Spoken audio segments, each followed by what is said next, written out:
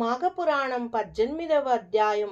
పుత్రుడు మరణిస్తే తల్లికి ఎందుకు ఎక్కువ దుఃఖం కలుగుతుంది? విప్రుని యొక్క తత్వబోధ కథ ఏమిటో వివరంగా తెలుసుకుందాం.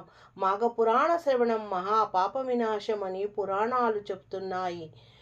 ఘృతసన మదన మహర్షి జాను మహర్షితో జాను, తమ పుత్రుడు అల్పాయుషుడని తెలిసి ఆ విప్రదంపతులు తీవ్రంగా దుఃఖించసాగారు. పుత్రశోకము తల్లిదండ్రులకి ఇద్దరికి సమానమైన, తల్లికి దుఃఖము ఒక్కింత ఎక్కువగా ఉంటుంది.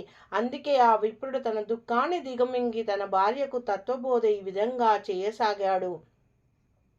మాఘపురాణం 18వ అధ్యాయం. విప్రుని తత్వబోధ. పుత్రుడు మరణిస్తాడేమో అని దుఃఖిస్తున్న భార్యతో విప్రుడు, ఓ కాంత, నీవెందుకు దుఃఖిస్తున్నావు? ఎంతటి గొప్పవాడికైనా మృత్యువు రాకుండా ఉండునా?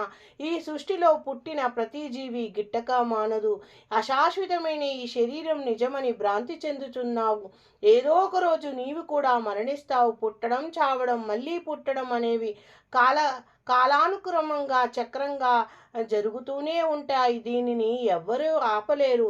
ఇది సృష్టి యొక్క ధర్మము. ఆత్మ ఒక్కటే శాశ్వతము. బాల్యము, యవ్వనము, వ్యార్ధాకము, ఇలా అన్ని దశలను సుఖించి నశించే ఈ శరీరంపై భ్రాంతిని విడిచిపెట్టుము. శరీరం శాశ్వతం కాదు, ఆత్మ ఒక్కటే శాశ్వతం. జీవితాన్ని చేసిన పాపకర్మములు అనుభవించడానికి ఒక సాధనం కావాలి. కాబట్టి ఈ శరీరాన్ని ఆశ్రయిస్తాడు. అంతేకాని ఈ శరీరమే నేను అనే భ్రమ తప్పు.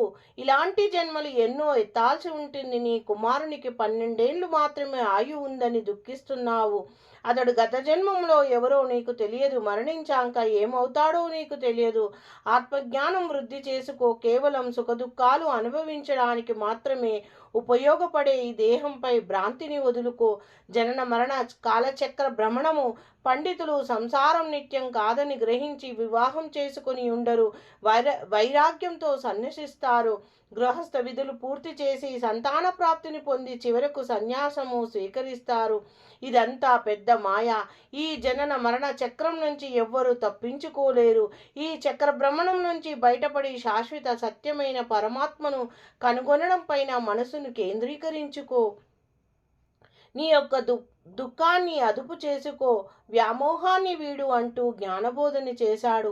గంగా తీరానికి పయనమైన విప్రుడు, పుత్ర మరణము చూడాల్సి వస్తుందని శోకిస్తున్నావు కదా, భయపడకు. నేను శ్రీహరిని పూజించి పుత్ర మరణమును ఏదో విధంగా తప్పించడానికి ప్రయత్నిస్తాను అని చెప్పి ఆ విప్రుడు తన భార్యకు తత్వోపదేశం చేసి గంగా తీరానికి వెళ్తాడు. విప్రునికి శ్రీహరి సాక్షాత్కారము. గంగా తీరానికి వెళ్ళిన విప్రుడు సూర్యమండలము మధ్యవర్తియగు మాధవుని ఆవాహనం చేసి షోడోపచార్యాలతో పూజించి నారాయణ మంత్రాన్ని జపిస్తూ కఠిన తపస్సు చేయసాగని విప్రుని తపస్సుకు మెచ్చి శ్రీహరి ప్రత్యక్షమై విప్రునితో ఈ విధంగా పలికాడు. గృహస్థన మదన మహర్షి జాను మహర్షితో ఇక్కడి వరకు చెప్పి 18వ అధ్యాయాన్ని ముగించాడు. ఇది స్కాంద పురాణే మాఘమాసే మహత్యే 18 అధ్యాయः సమాప్తం. శివార్పణమస్తు.